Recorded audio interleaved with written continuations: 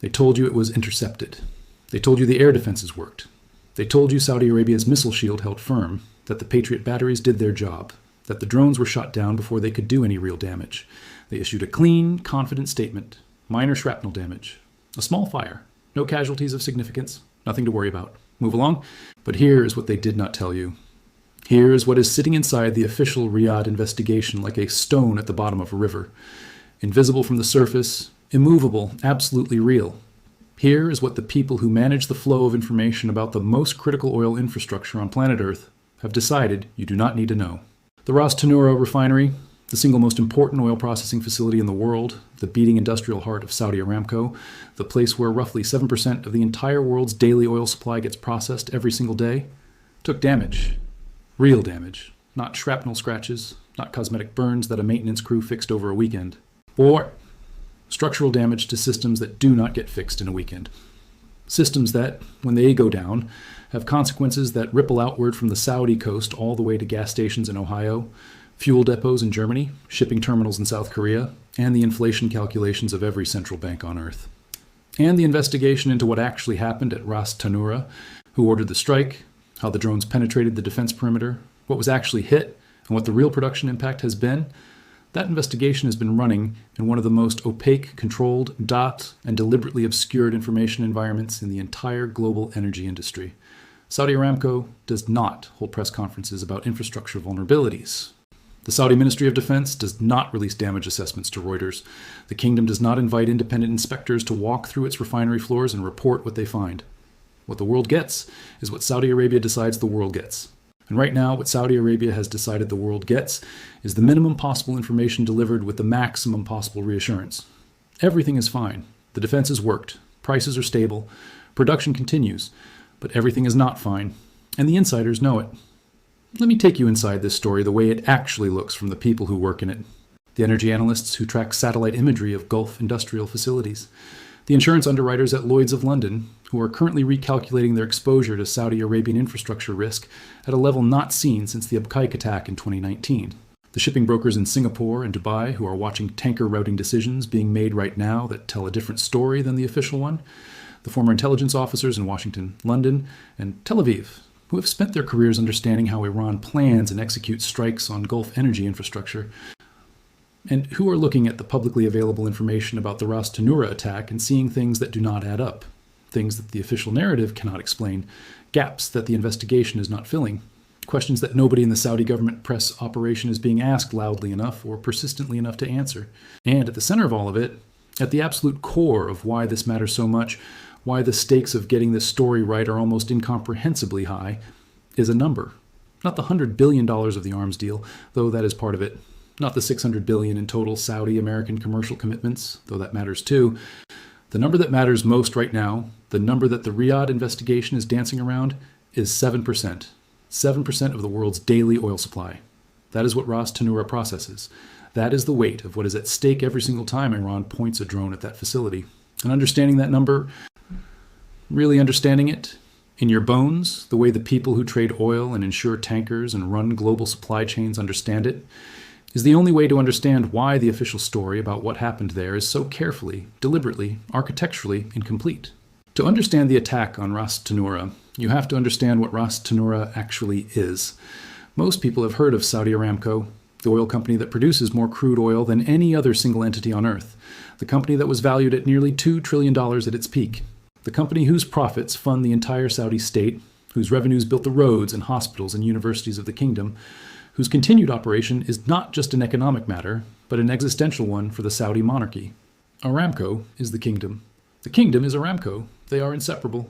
And Ras Tanura is Aramco's crown jewel.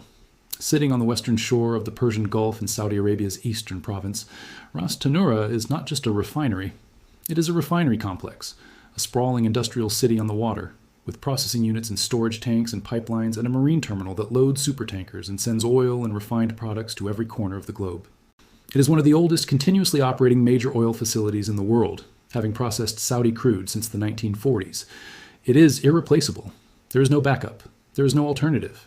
If Ras Tanura goes down, truly goes down, not a shrapnel and small fire down, but a serious structural damage down, The global oil market does not have a contingency plan that makes the pain manageable in the short term.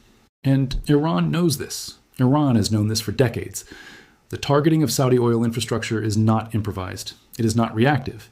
It is the product of years of meticulous intelligence gathering, facility mapping, vulnerability assessment, and strategic planning by people inside the IRGC who have dedicated their professional lives to understanding exactly how to hurt Saudi Arabia most efficiently with the fewest possible assets.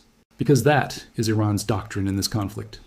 Iran cannot match American or Israeli air power in a symmetric engagement. Iran cannot win a conventional war against the combined military might of the US and Israel operating from Gulf bases.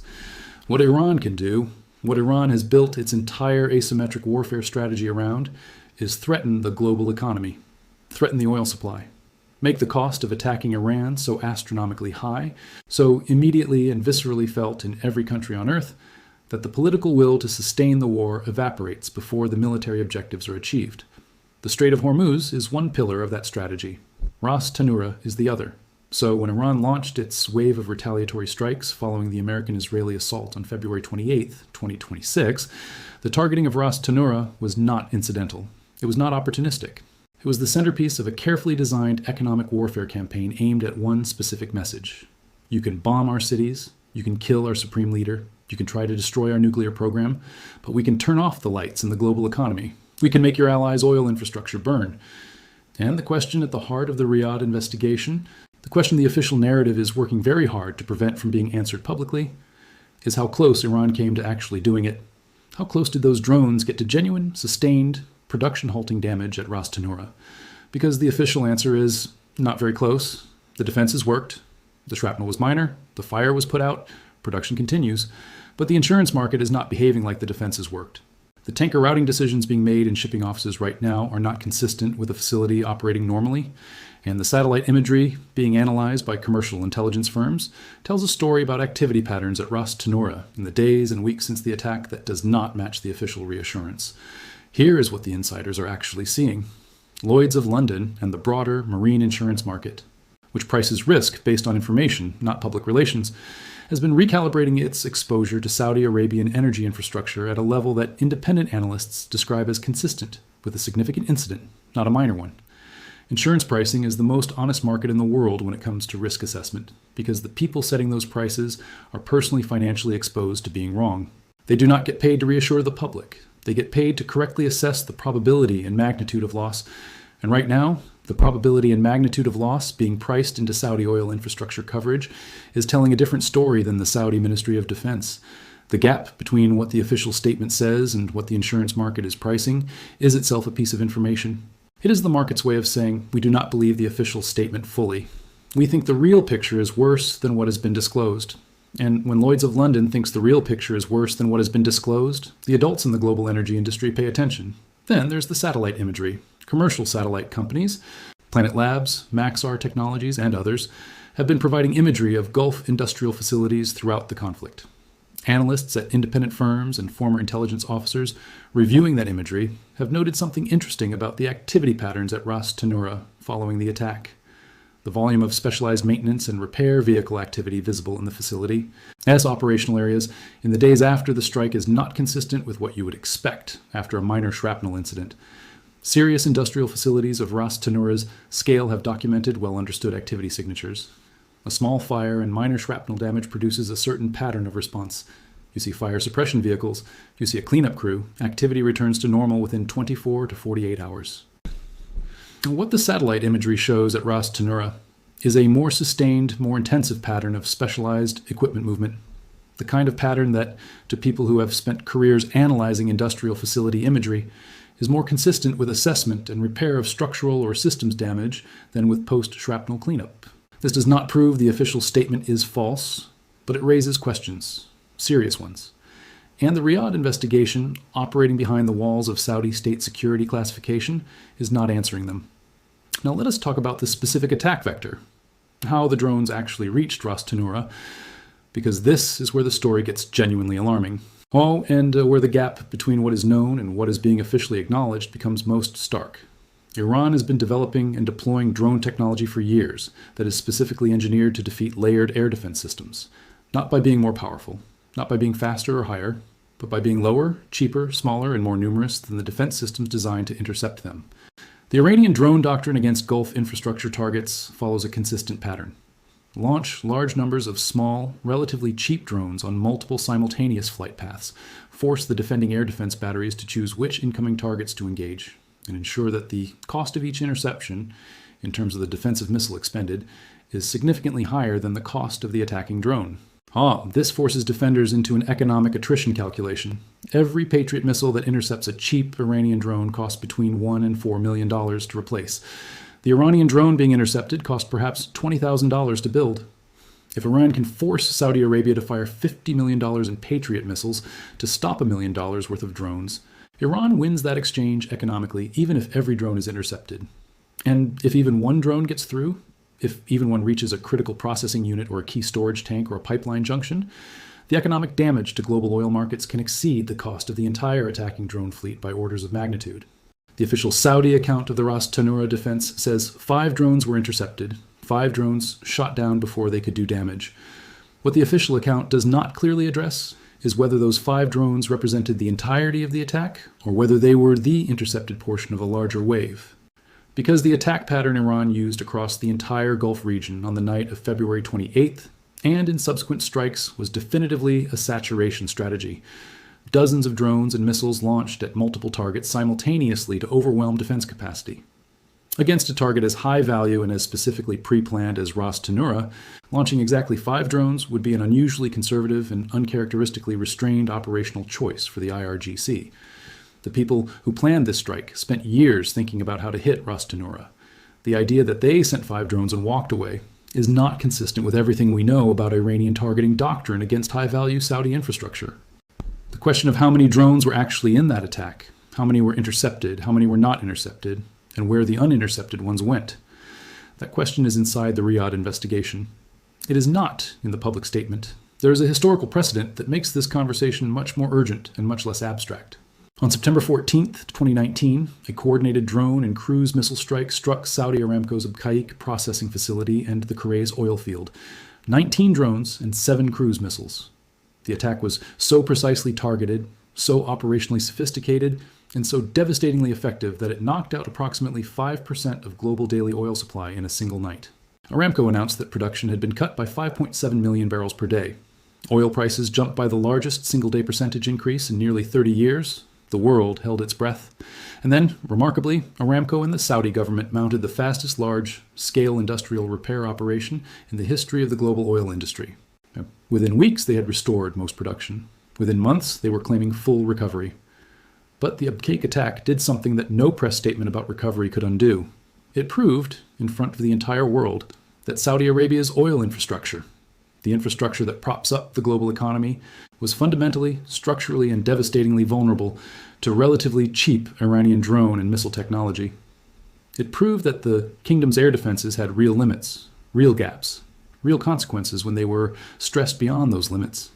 And it proved that the official story delivered in the immediate aftermath of an attack on Saudi energy infrastructure is almost never the full story. After Abqaiq, it took months for the complete picture to emerge. Independent analysts, insurance assessors, energy industry insiders, and investigative journalists pieced together over time a damage profile that was significantly worse than the immediate official statements suggested. Processing infrastructure that was described as repaired was actually running at reduced capacity. Certain units that were described as undamaged had in fact been taken offline for assessment. The timeline of full recovery was extended quietly, without announcement, as the engineering reality of what had been hit became clearer. And Saudi Arabia's stock market, its sovereign wealth fund's risk positioning, and its oil export contracts all reflected the real situation months before the official communications caught up with it. The pattern at Ras Tanura is eerily familiar. The immediate statement is confident and reassuring. The market behavior is inconsistent with that reassurance, and the investigation is happening behind walls that the public is not permitted to see behind. Who is conducting the Riyadh investigation? This is a question that deserves much more attention than it is getting. In any normal democracy with a free press and independent oversight institutions, a strike on critical national infrastructure of this magnitude would trigger multiple simultaneous investigations, a parliamentary inquiry, an independent national security review, independent media investigation with access to witnesses and documents, potentially an international IAEA-style technical assessment. None of those things are happening in Saudi Arabia. What is happening is a Saudi Ministry of Defense investigation, conducted by the same institution whose air defenses were in charge of protecting the facility that was struck, reporting to a government that has enormous financial and political incentives to control the narrative about what happened. This is not a neutral investigation. This is not an independent investigation. This is an investigation being run by people whose professional reputation and whose government says international credibility depends on a specific set of conclusions. And the specific conclusions that this investigation needs to reach are: the defenses worked as designed, the damage was minimal, production is unaffected, and Saudi Arabia's oil infrastructure is as secure today as it was before the attack. Whether or not those conclusions are true is a separate question from whether the investigation is structured to reach them. There is a geopolitical dimension to the investigation's opacity that makes the situation even more complicated. Saudi Arabia is currently in the middle of finalizing the largest arms deal in its history with the United States. $100 billion, weapon systems specifically designed to defend against exactly the kind of drone and missile attack that just hit Ras Tanura. If the investigation reveals that Saudi Arabia's existing air defenses failed to fully protect its most critical energy infrastructure, if the real damage at Ras Tanura is significantly worse than reported, that is simultaneously an argument for buying more American weapons and a devastating indictment of the weapons already purchased. It tells every investor, every energy company, every government that holds Saudi Arabia as a key component of global energy security. The shield has holes. The fortress has gaps. The most heavily defended industrial facility in the Middle East can be reached by Iranian drones. That revelation, at this specific moment, with the arms deal in process and the normalization talks with Israel at a delicate stage, and the entire Vision 2030 economic transformation program requiring global investor confidence, that revelation is more dangerous to Saudi strategic interests than almost anything Iran could actually do militarily. And so the investigation produces the minimum disclosure, the reassuring statement, the confident press conference, the careful, calibrated management of information that Saudi Arabia has practiced with extraordinary discipline every single time its infrastructure has come under attack. But there is something different this time, something that makes the opacity of this particular investigation more consequential than previous ones.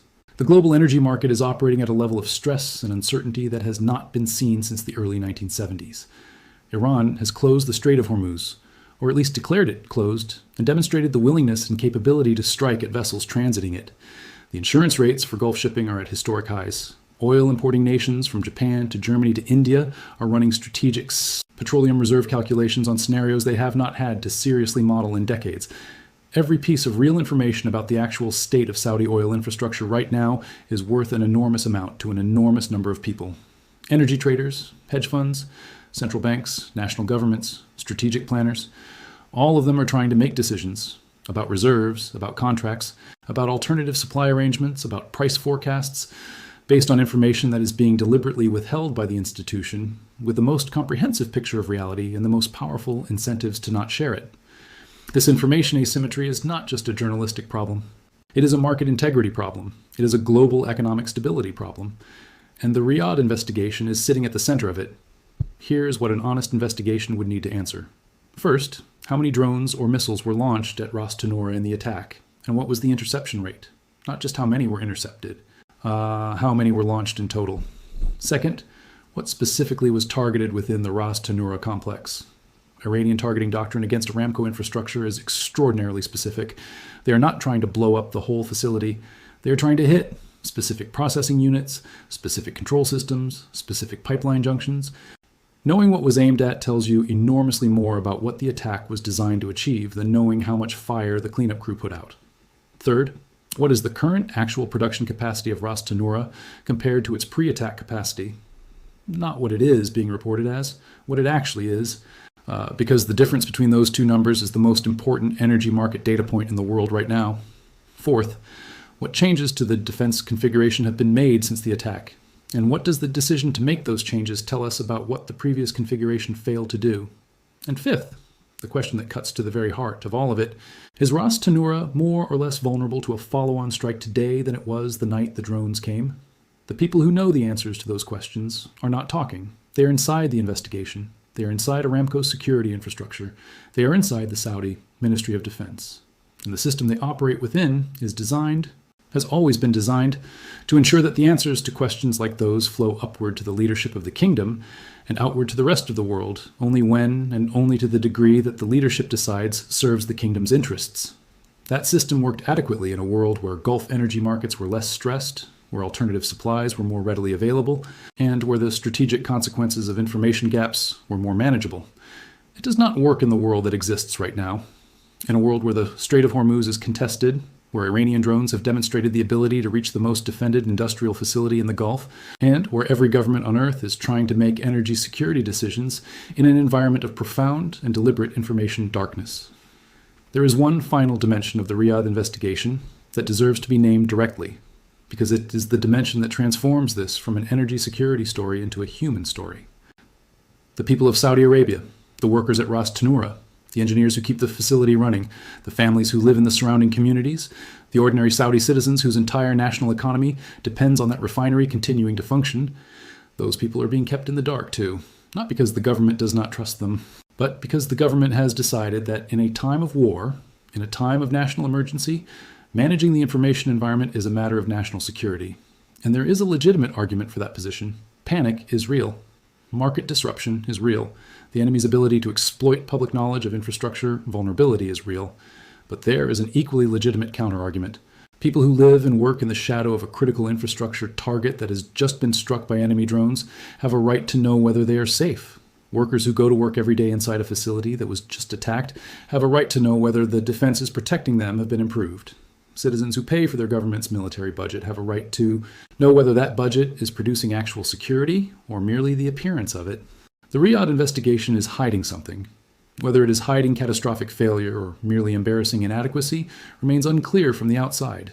Whether the damage at Ras Tanura was existential or manageable is a question the investigation's opacity makes impossible to answer with confidence. But the hiding itself, the carefully managed minimum disclosure, the confident, reassuring statement, the investigation run by the institution with the most to lose from a damaging finding, the hiding is not in doubt. It is visible. It is documented in the gap between official statements and market behavior. It is readable in the satellite imagery that shows more post-attack activity than a minor shrapnel incident would produce. It is audible in the silence of independent verification that is being systematically prevented. It is measurable in the insurance premiums that are pricing a reality different from the one being officially communicated. The most dangerous infrastructure on Earth just took a hit. The investigation into that hit is controlled by the people who are supposed to protect the infrastructure. The global economy is being asked to operate on information those people have decided to share selectively. And somewhere inside a heavily classified Saudi Arabian government investigation file, the full picture is sitting, complete, honest, and utterly unavailable to the world that depends on it. That is what the Riyadh investigation is hiding. Not necessarily a conspiracy, not necessarily a catastrophe, but the truth. The plain, unglamorous, economically and strategically critical truth about what happened at Ras Tanura on the night the drones came. And in a world running on the oil that facility produces, the truth about what really happened there is not just a story. It is the story. And until someone inside that investigation decides the world deserves to hear it, or until the market and the satellite imagery and the insurance underwriters piece it together from the outside, the rest of us are flying blind over the most consequential energy infrastructure on the face of the Earth, in the middle of the most dangerous regional war in a generation, with nothing but a carefully prepared statement and a polite request to trust that everything is fine. Everything is not fine, and someone knows exactly how not fine it is, that someone is not talking, and that silence is the loudest thing in the room. Let us go deeper, because there's a layer of this story that even the most sophisticated energy analysts are not fully discussing publicly, and it has to do with the specific geography and engineering of what Iran was actually trying to achieve at Ras Tanura. This is not random, this is surgical. And understanding the surgery tells you everything about how bad the wound might actually be. Ras Tanura is not one facility. It is a system of interconnected systems. The crude distillation units, the hydrocracking complex, the product storage tanks, the marine loading terminal with its tanker berths, and most critically, most quietly, most strategically, the control infrastructure, the digital and analog systems that coordinate the flow of oil through miles of pipeline and processing equipment. This is the real prize, not the storage tanks, which are visible from satellite and obvious targets that every defense system is configured to protect. The real targets in modern asymmetric warfare against energy infrastructure are the control systems, the pumping stations, the pressure management systems, the network of sensors and valves and automated controls that keep millions of barrels of oil moving through the facility safely every single day. Because a drone that hits a storage tank produces a dramatic fire and a lot of smoke and a lot of headlines, and it is ultimately manageable. But a drone that hits the wrong control system at the wrong moment does not produce a fire at all. It produces something far more dangerous. It produces a process upset, an uncontrolled pressure event, a failure cascade in a system where everything is connected to everything else. These are the attacks that cannot be fixed in a week. These are the attacks that require partial or full facility shutdown for assessment, for safety verification, for systematic testing of every connected system before you can restart production with confidence. These are the attacks that, when they happen, produce exactly the kind of sustained specialized maintenance vehicle activity that satellite imagery analysts have been noting at Ras Tanura. Not fire cleanup. Assessment. Deep, methodical, system-by-system assessment of whether the control infrastructure is intact and trustworthy. Has that happened at Ras Tanura? The investigation is not saying. The official statement does not address control systems. It talks about shrapnel. It talks about a small fire. It does not talk about process systems. On it, it does not talk about control infrastructure. It does not describe what was actually targeted versus what was actually hit. And that silence, or that very specific, very focused silence about control systems and process integrity, is one of the most informative silences in this entire story. Because the things you do not mention in a post-incident statement are almost always more revealing than the things you do mention. Saudi Aramco's communications teams are extraordinarily professional and extraordinarily sophisticated. They do not accidentally omit categories of information. When something is not mentioned, it is not mentioned for a reason. And there is one more piece to this that the global public conversation is almost entirely missing. The workers, the men and women who actually operate the Ras Tanura facility, who were there the night the drones came, who have been working in this facility in the weeks since. Their testimony, what they saw, what they heard, what they were told by their supervisors, what changes they have noticed in operational procedures since the attack, is the most direct evidence available of what actually happened that night. And their testimony is completely absent from the public record. Not because no journalist has tried to reach them, not because they have nothing to say, but because Aramco's workforce operates under employment. Conditions that make speaking to outside media about operational matters a terminable offense. And in a country where Aramco employment represents some of the best paying, most secure, most socially prestigious work available, the incentive to stay silent is overwhelming. The workers know what happened. The workers know what the real damage was. The workers know whether the facility is running normally or whether it is running in a modified, reduced, or carefully managed state that does not match the official production figures. And the workers are not talking because they cannot afford to talk. And that silence, too, that enforced, economically motivated, professionally coerced silence, is part of what the Riyadh investigation is hiding. This is how modern authoritarian information management works. You do not need to threaten anyone dramatically. You do not need secret police at every door. You just need to ensure that the people with the most direct knowledge of the truth are economically dependent on the institution whose reputation depends on the truth not being fully disclosed. You just need to ensure that independent verification mechanisms are absent. No parliament with subpoena power, no independent judiciary with investigative authority, no free press with protected sources, no international inspection regime with physical access. And then you issue your statement. Confident, reassuring. Technically not provably false, because nobody outside your walls has the access to prove it false. And you wait for the news cycle to move on. And it does. It always does. Because there's always something new burning somewhere. There's always a fresher crisis demanding attention. The follow-up investigation that would have required sustained access, sustained sources, and sustained editorial commitment to an unglamorous infrastructure story, that investigation does not happen. The questions go unanswered. The silence settles. And the world continues to depend on a facility whose true post-attack condition it has never actually been allowed to verify. Until the next attack. Until the next time Iranian drones come over the Gulf at 3 a.m. and something that was supposed to be protected and proven and undamaged turns out to have been none of those things. And the world looks up from the breaking news with a horrible sinking feeling of recognition. We were told this was fine. We were told the defenses worked. We were told production was unaffected. And someone knew that was not entirely true, and they stayed quiet, and now we are here again. That is the cycle. That is the pattern. And breaking it requires not just better journalism or better market regulation or better international inspection mechanisms, though all of those things matter. Breaking it requires something more fundamental. It requires the people who hold the information to decide that the global public's right to make informed decisions about the world's energy security outweighs the institutional interest in controlling the narrative. It requires a moment of honesty from a system that has very little structural incentive to be honest. That moment has not come yet. The investigation continues behind its walls. The official statement stands. The market prices its uncertainty. The satellite imagery tells its sideways story. The insurance underwriters calculate their quietly alarming numbers. And somewhere at Ras Tanura, the facility runs at whatever capacity it is actually running at, in whatever condition it is actually in, behind whatever careful production management is being deployed to maintain the appearance of normalcy, while the full assessment of what the drones actually hit continues in controlled and classified silence.